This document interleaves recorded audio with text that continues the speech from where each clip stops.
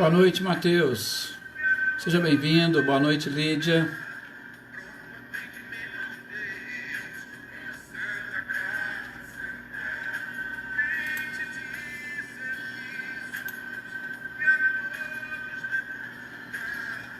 Boa noite, Leda, também. Seja bem-vinda.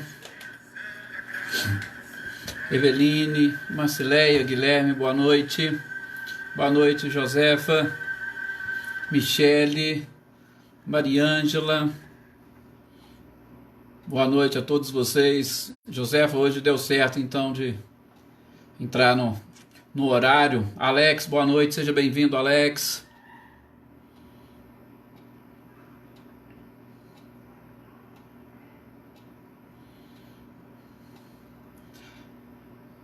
Silvano, boa noite, Silvano, seja bem-vindo. Boa semana para você também, Alex, e para todos vocês que estão aí sintonizados conosco. Que bom.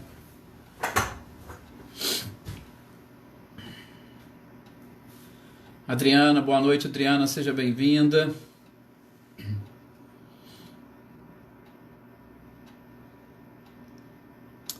Ana Cecília, eu conheço mais como Cecília. Cecília, boa noite, seja bem-vinda. Ana Cristina também, boa noite. A Cecília com certeza está lá junto com o Reinaldo. Débora, boa noite, Débora, seja bem-vinda.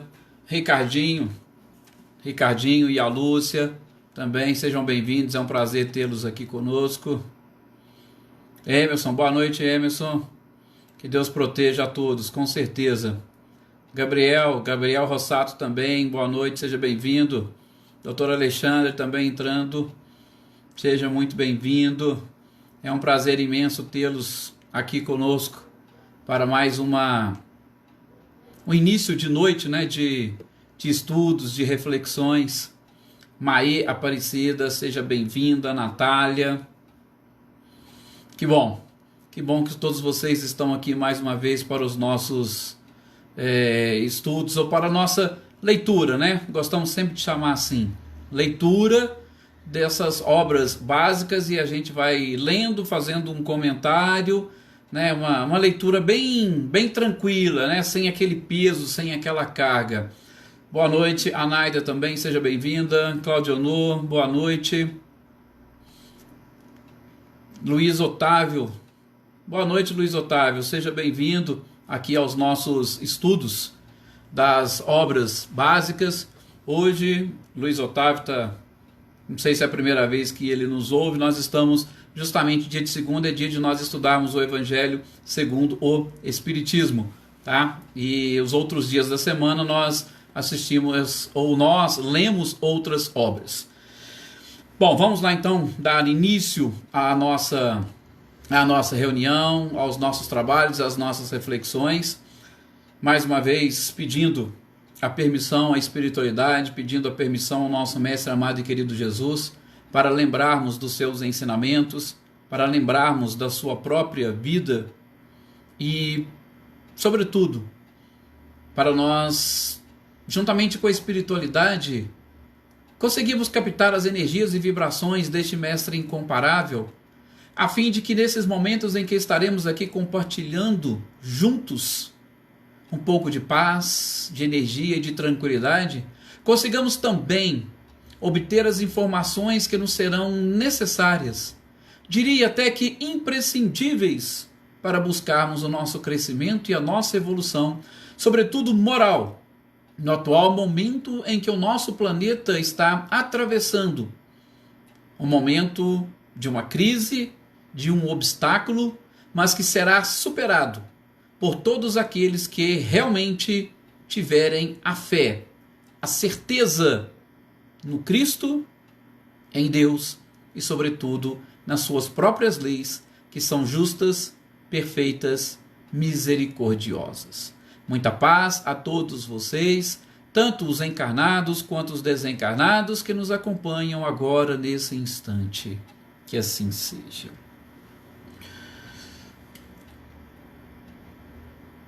Isso, mais uns aqui que entraram. Nosso boa noite. A Rita, ao Adriano, lá de Monte Santo. Ô Luiz Henrique, é um prazer. Luiz Otávio, é um prazer tê-lo aqui conosco, tá? Depois eu te passo direitinho a nossa programação, os nossos estudos. Eu vou responder esse seu e-mail e essa sua mensagem, e aí eu explico para você todos esses nossos estudos. Dagmar também, Bertoldi, seja bem-vindo. Todas essas pessoas que eu vejo aqui, que foi a primeira vez que participaram, eu vou depois responder aqui essa mensagem e explico para vocês o que é o que nós fazemos, a proposta da Aliança Municipal Espírita aqui de São Sebastião do Paraíso. Bem, gente, hoje nós vamos dar sequência a este estudo do Evangelho segundo o Espiritismo, sobretudo para nós provavelmente fecharmos os comentários deste capítulo 1. Não vim destruir a lei.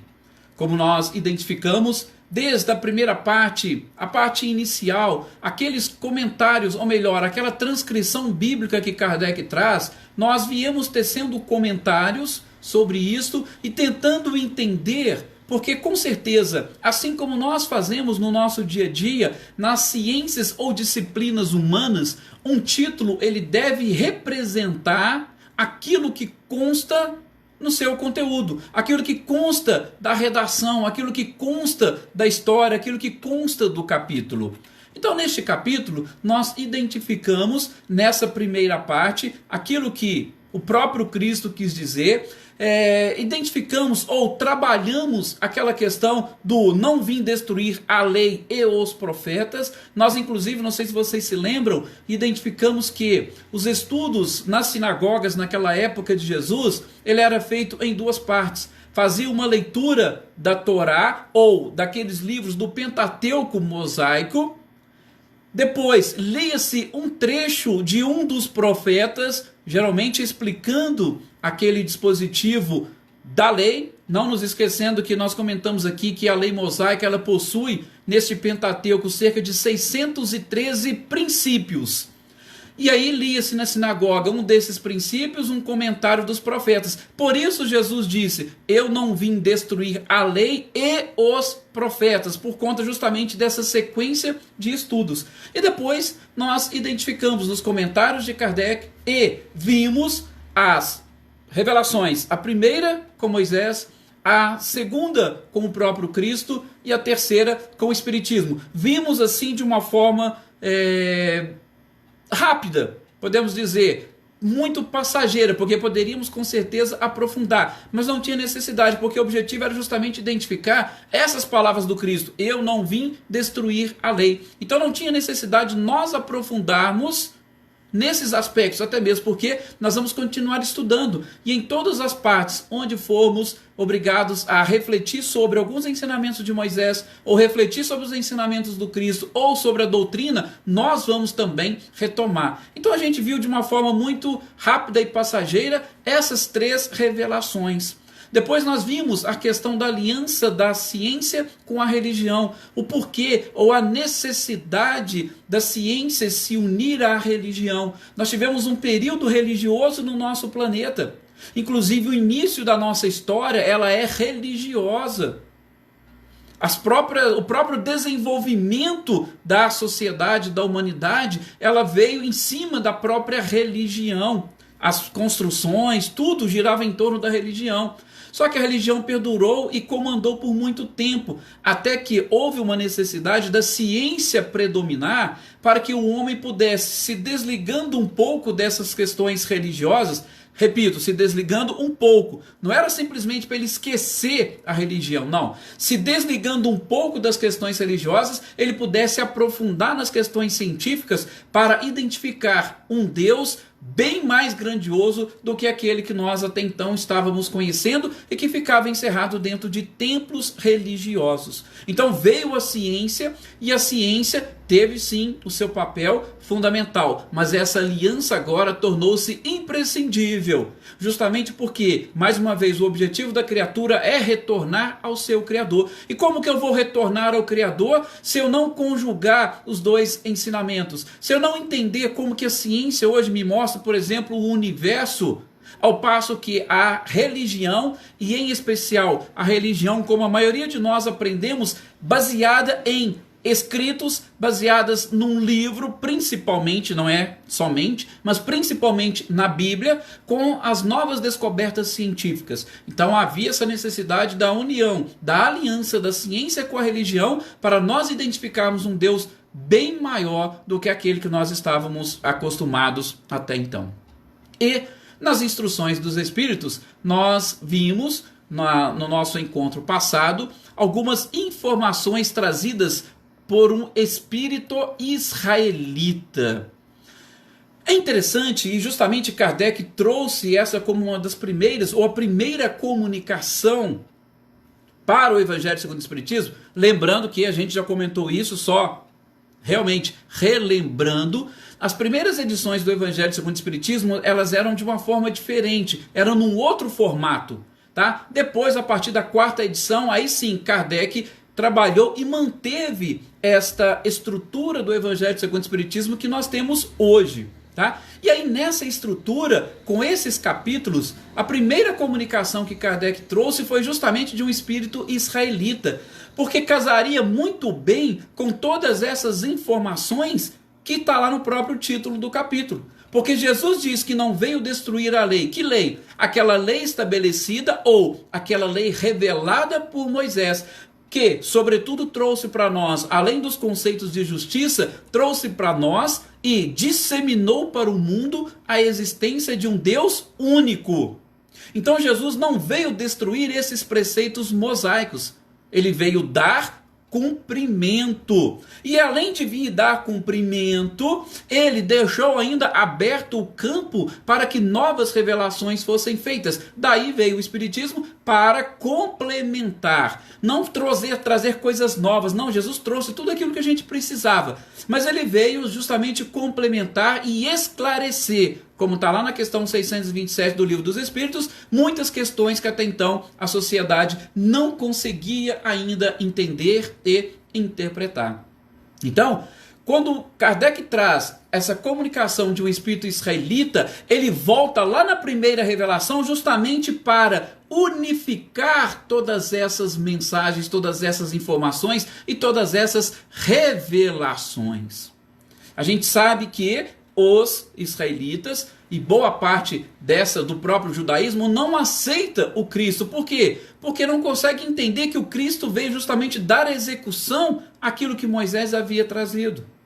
E como eles não conseguiram entender, como eles não conseguiram captar tudo isso, e ainda muitos estão esperando, estão aguardando um Salvador, o espírito israelita veio para mostrar para eles e falar justamente isso. Olha, gente, aquilo que Moisés trouxe foi uma revelação de ordem divina.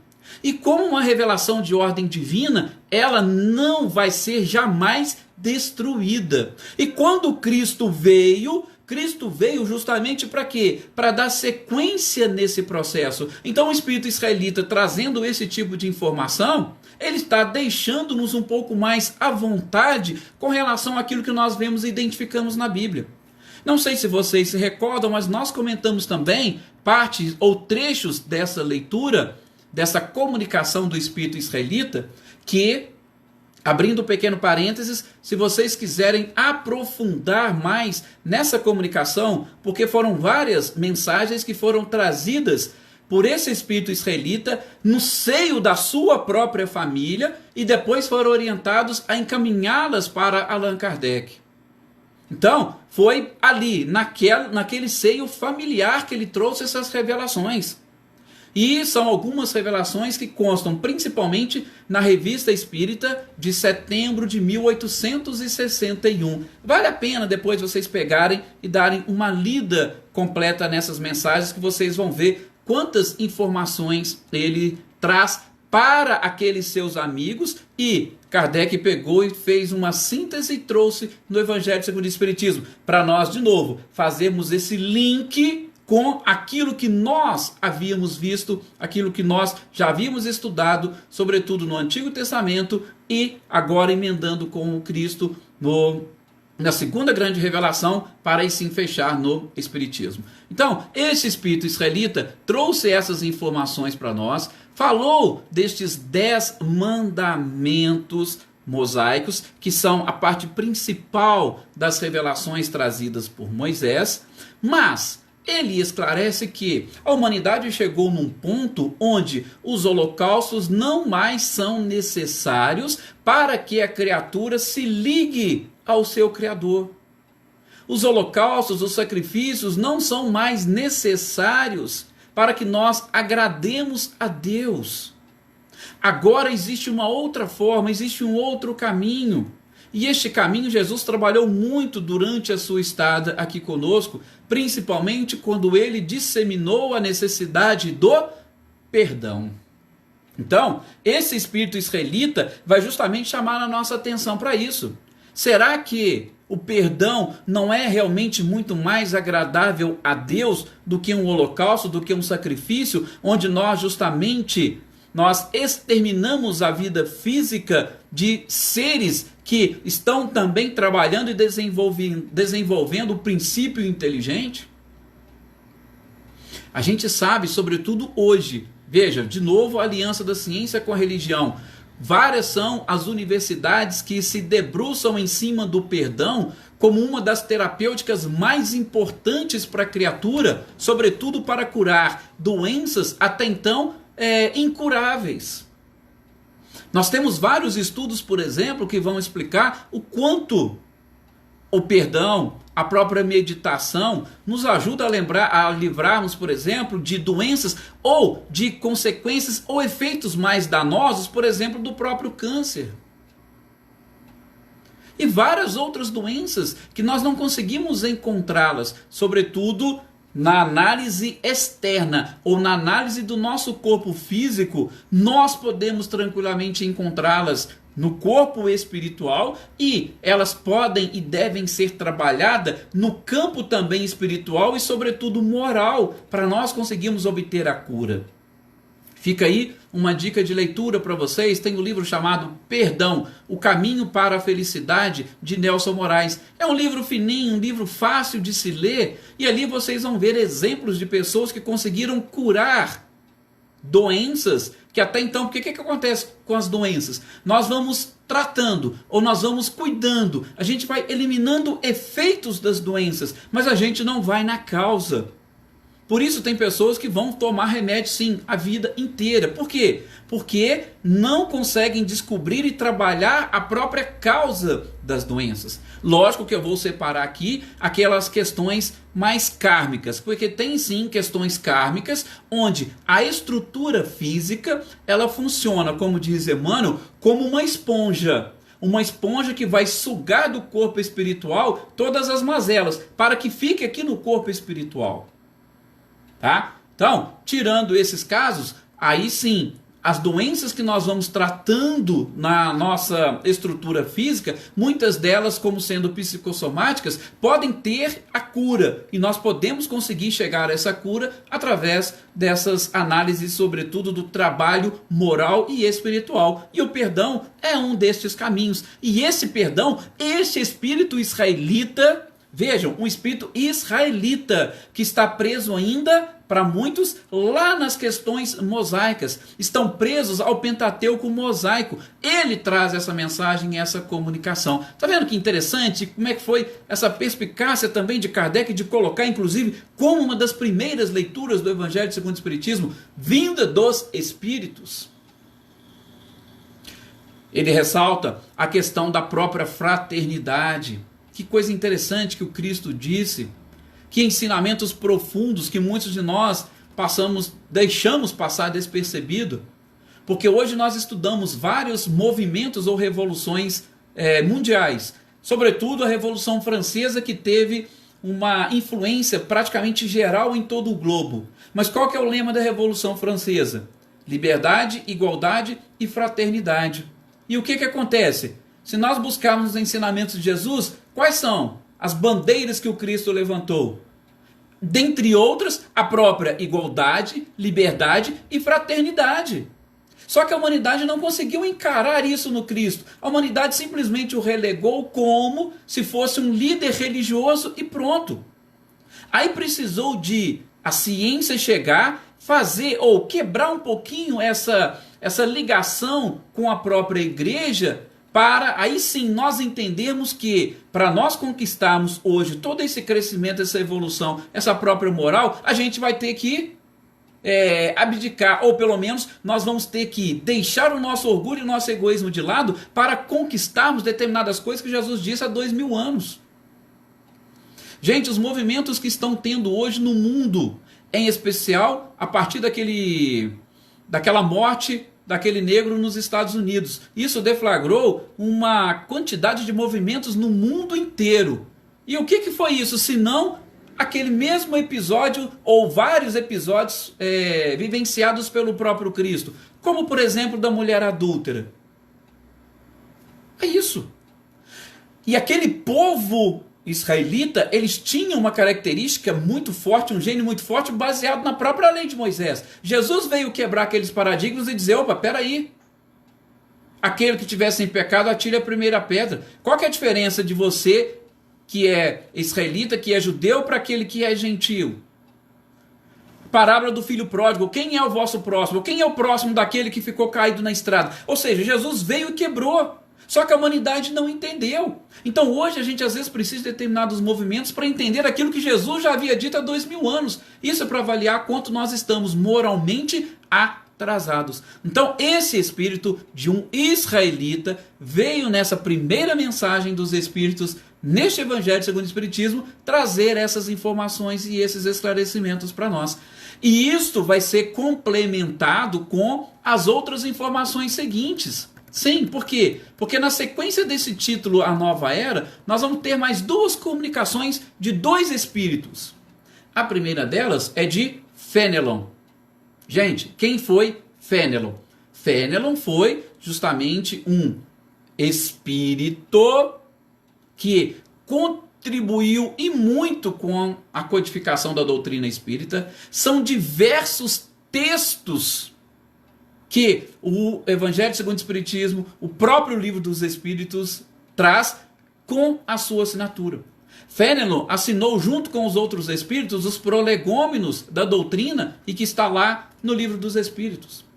Fenelon foi o responsável pela resposta à questão 917 do Livro dos Espíritos, que fala para nós uma das formas de nós combatermos o egoísmo. E para combater o egoísmo está o próprio Espiritismo, que ele cita, porque a gente tendo uma visão além desta vida, nós teremos mais facilidade de vencermos o egoísmo. E muitas outras mensagens e comunicações esparramadas pela obra da codificação.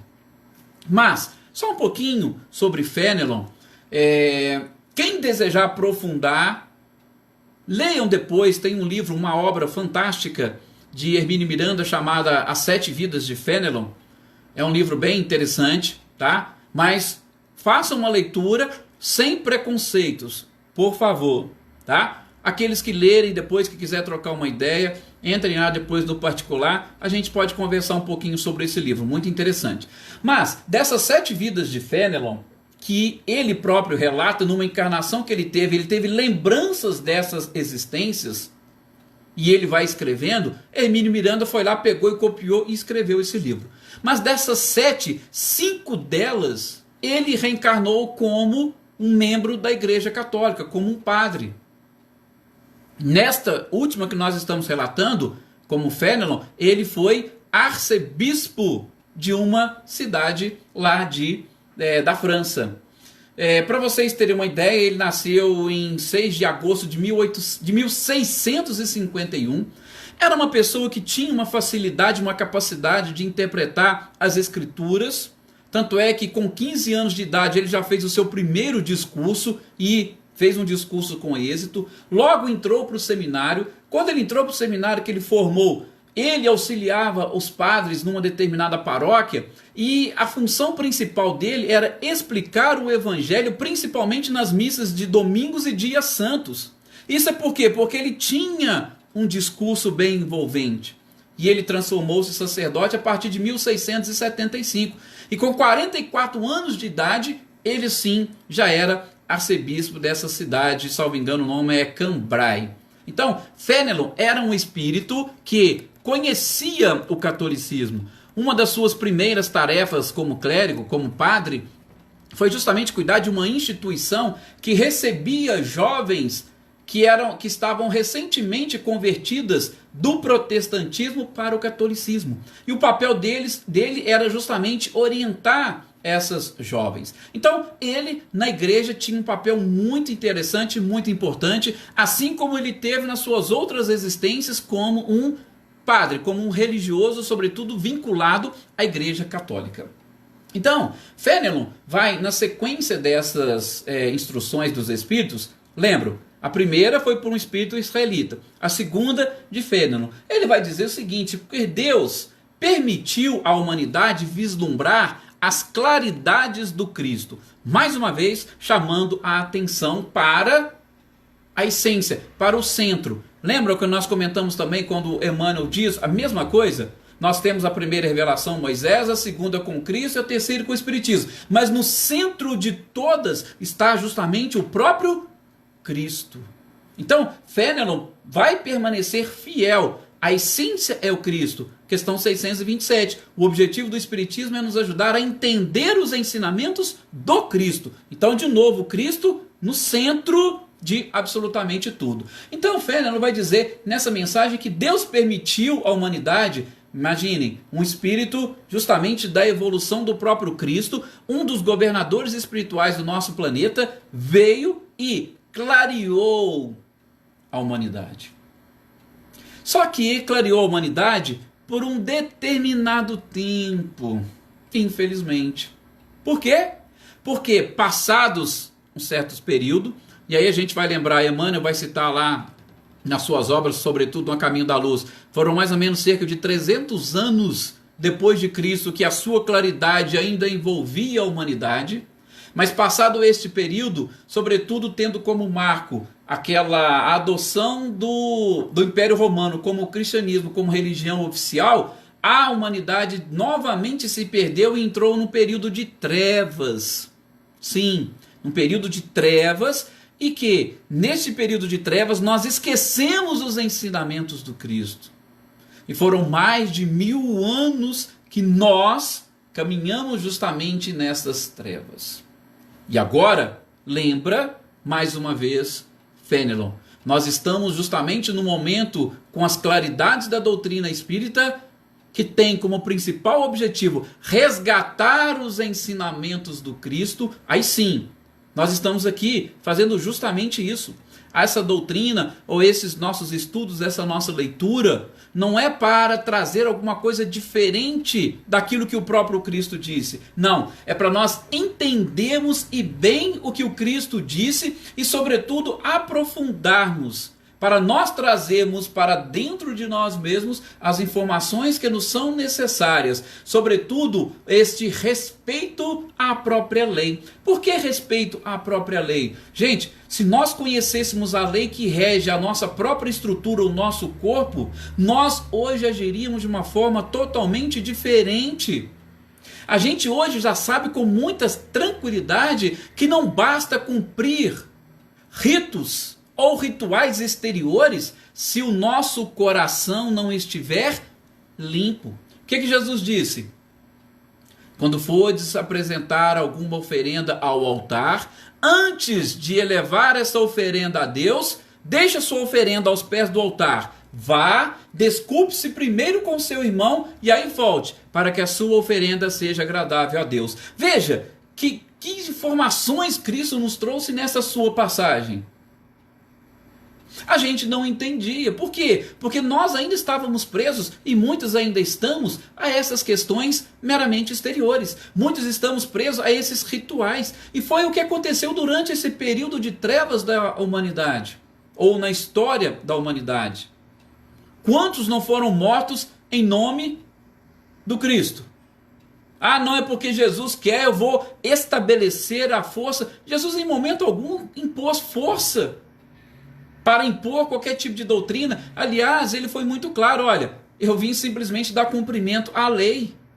Eu não vim trazer nada novo, a lei. Então entendam a lei que vocês vão entender Deus, que vocês vão perceber o que é Deus, porque todas as leis vêm exatamente de Deus.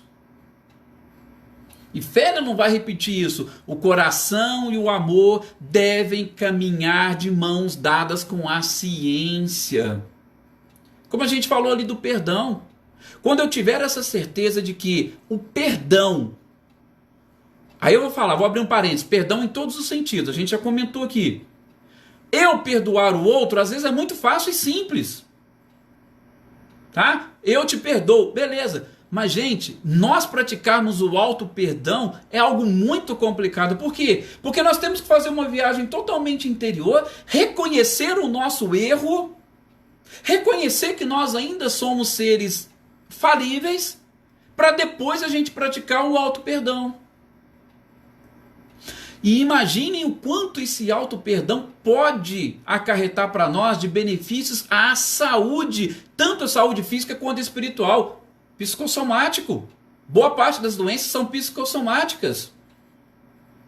Então, quando ele diz que o coração e o amor devem caminhar de mão dadas com a ciência, é isso. Nós falamos aqui em outros encontros, principalmente em cima de outras obras, como que funciona o cérebro humano hoje.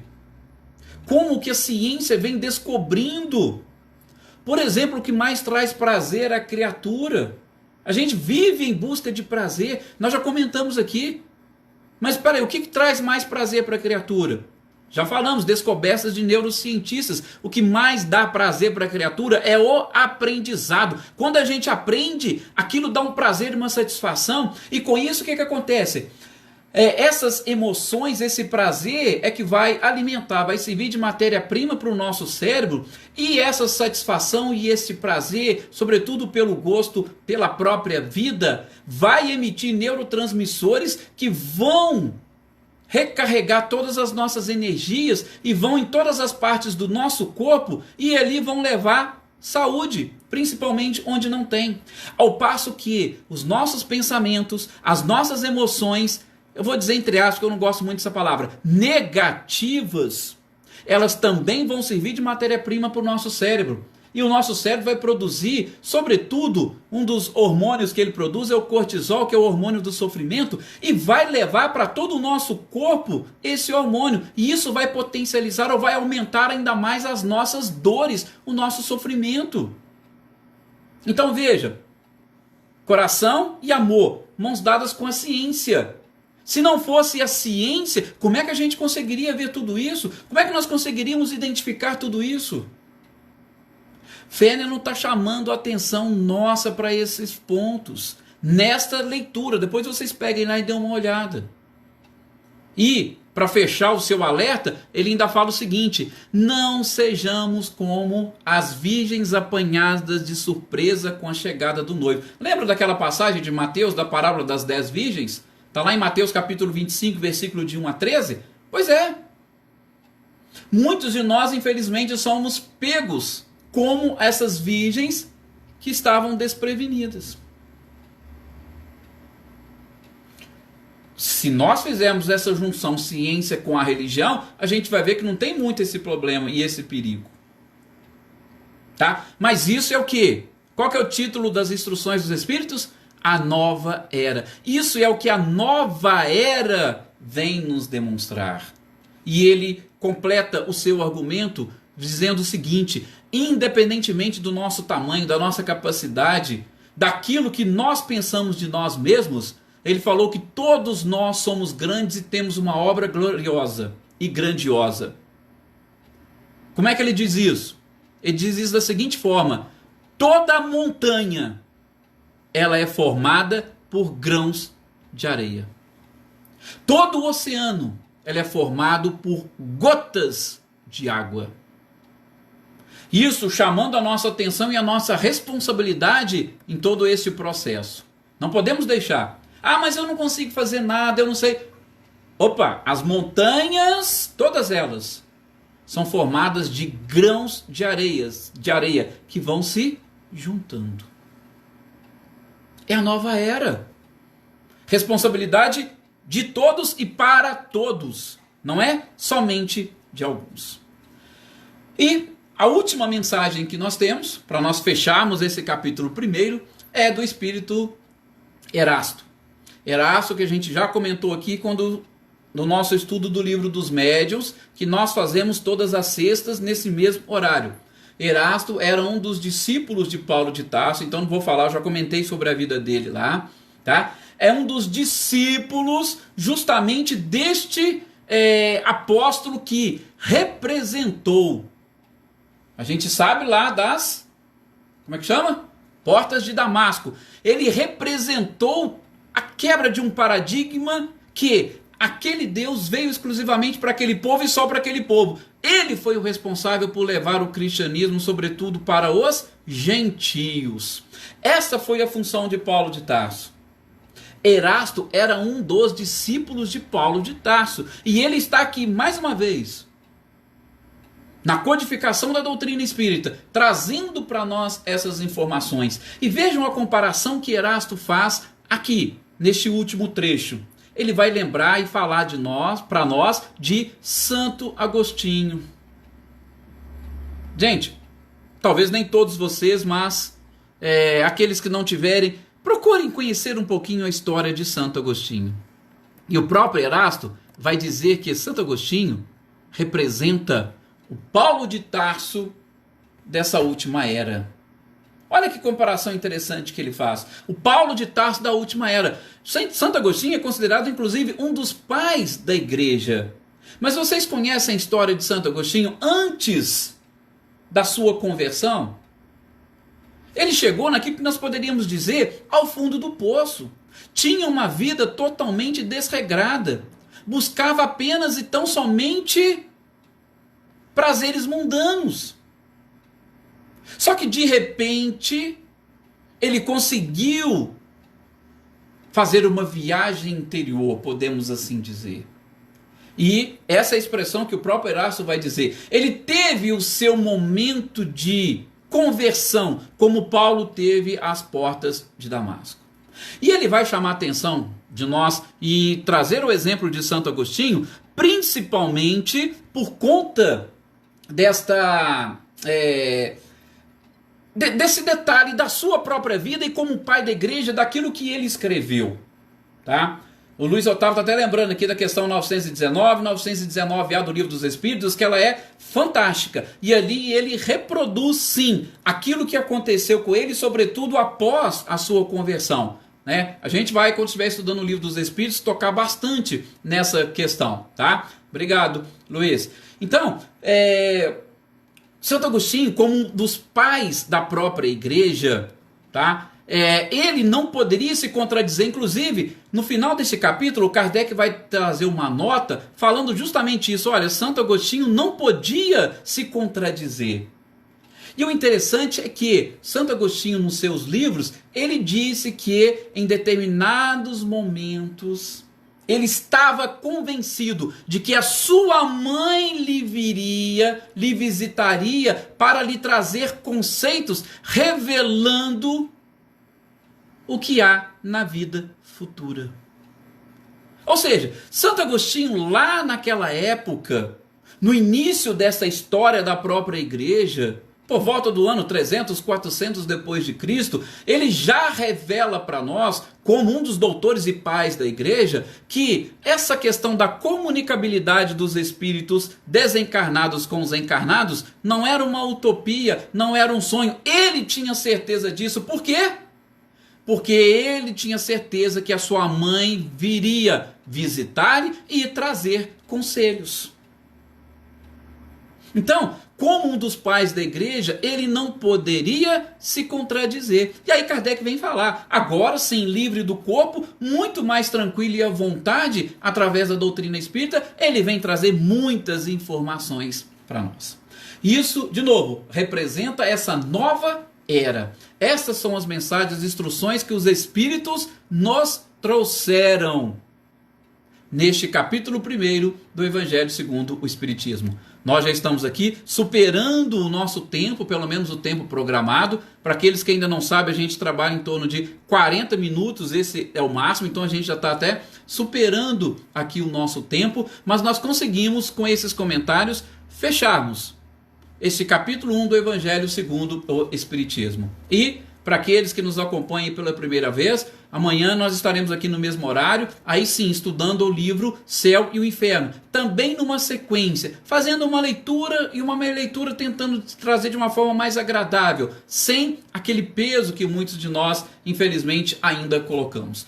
Mais uma vez agradeço a todos vocês, muito obrigado pela companhia, muito obrigado por essas energias e vibrações e que todos nós, encarnados e desencarnados, possamos, como diz Fenelon, como grãos de areia, contribuir para formarmos uma montanha, mas sobretudo uma montanha capaz de auxiliar a humanidade nesse processo de transformação, nesse processo de regeneração.